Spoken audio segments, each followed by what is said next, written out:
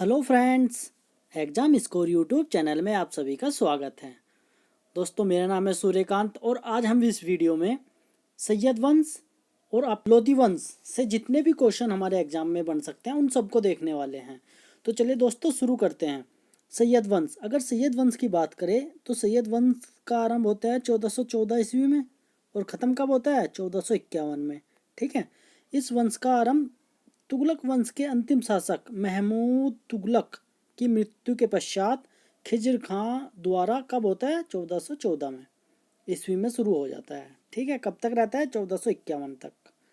ठीक है, और वहीं लोधी वंश की बात करें तो ये 1451 से 1526 तक रहता है।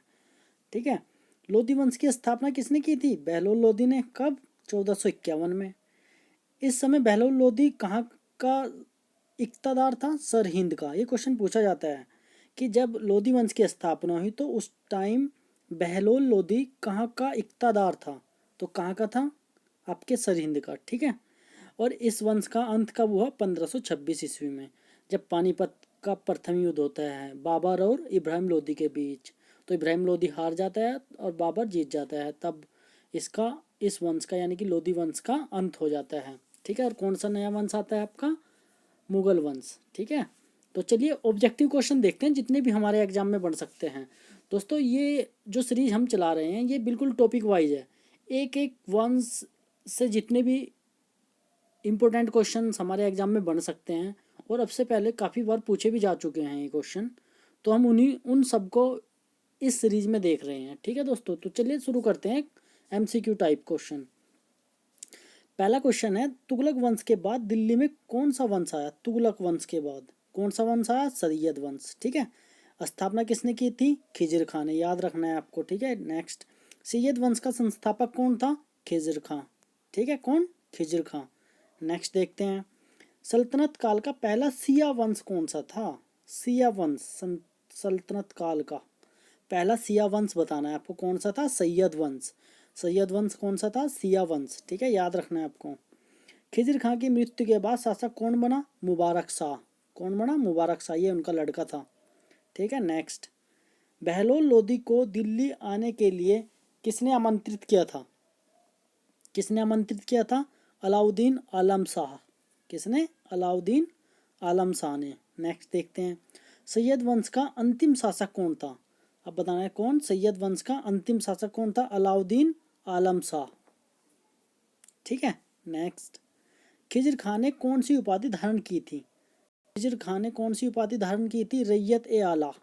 रैयत ए आला की उपाधि किसने धारण की थी? खिज्र खां ने। नेक्स्ट देखते हैं, मुबारकबाद की स्थापना किसने की थी? किसने की थी मुबारकबाद की स्थापना? मुबारक शाह ने। ठीक है, ये भी सैयद वंश का एक शासक था। मुबारक शाह का वास्तविक नाम क्या था? मुबारक शाह का वास्तविक नाम था आपका मोहम्मद बिन फरीद खां। ठीक है, क्या था? मोहम्मद बिन फरीद खां। बहलोल लोधी को खाने खाना की उपाधि किसने दी? किसने दी थी बहलोल लोधी को खाने खाना की उपाधि? मुबारक शाह ने। ठीक है, नेक्स्ट, लोधी वंश का संस्थापक कौन था? बहलोल लोधी। कौन था?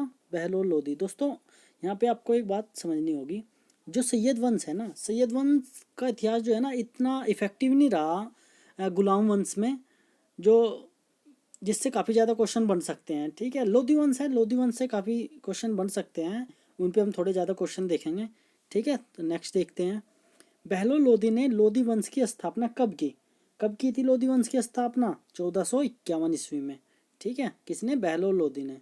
नेक्स्ट, दिल्ली में प्रथम अफगान राज्य का संस्थापक कौन था? बहलोल लोधी। कौन सा था प्रथम अफगान राज्य? आपका लोधी वंश। ठीक है, नेक्स्ट, बहलोल लोधी की राजधानी कहाँ थी? बहलोल लोधी ने किसको राजधानी बनाया था? नई दिल्ली को। ठीक है, नेक्स्ट, बहलोल लोधी किस नाम से दिल्ली की गद्दी पर बैठा था? किस नाम से बैठा था? बहलोल शाह गाजी। बहलोल शाह गाजी नाम से बहलोल लोधी दिल्ली की गद्दी पर बैठा था। लोधी वंश के किस शासक ने जौनपुर केसर के सुल्तानों को परास्त कर उसे दिल्ली में मिला लिया था? बहलोल लोधी ने। ठीक है, नेक्स्ट, बहलोल लोधी की मृत्यु कब हुई थी? 1489 में। नेक्स्ट, बहलोल लोधी की मृत्यु के बाद दिल्ली की गद्दी पर कौन बैठा? बहलोल लोधी की मृत्यु के बाद कौन बैठा था? निजाम खां। ठीक है, याद रखना है आपको, निजाम खां। निजाम खां की उपाधि के साथ दिल्ली की गद्दी पर कौन बैठा? सुल्तान सिकंदर शाह, जिसको हम क्या कहते थे? निजाम खां। ठीक है, सुल्तान सिकंदर शाह, जिसको क्या बोलते थे? निजाम खां। 1504 ईस्वी में आगरा नगर की नींव किसने रखी? आगरा की स्थापना किसने की थी? सिकंदर लोदी ने। किसने? सिकंदर लोदी ने। वेरी इंपॉर्टेंट क्वेश्चन है, कब की थी? 1504 ईस्वी में। ठीक है, नेक्स्ट, गज ए सिकंदरी का प्रचलन किसने करवाया था? गज ए सिकंदरी किसने? सिकंदर लोदी। ठीक है, नेक्स्ट, लोदी वंश का सर्वाधिक सफल शासक कौन था? लोदी वंश का सर्वाधिक सफल शासक कौन था? सिकंदर लोदी, जिसने 1504 में क्या कराया था? आगरा की स्थापना। ठीक है, नेक्स्ट, गज ए सिकंदरी का उपयोग किस काम में होता था? गज ए सिकंदरी बेसिकली किसके लिए यूज होती थी? भूमि नापने के काम में आती थी। ठीक है, नेक्स्ट, लोदी वंश के किस शासक ने आगरा को अपनी नई राजधानी बनाया? आगरा को बसाया किसने था? सिकंदर लोदी ने। तो सिकंदर लोदी ने इसको अपनी नई राजधानी बनाया था। ठीक है, नेक्स्ट, सिकंदर लोदी की मृत्यु कब हुई थी? सिकंदर लोदी की मृत्यु कब हुई थी?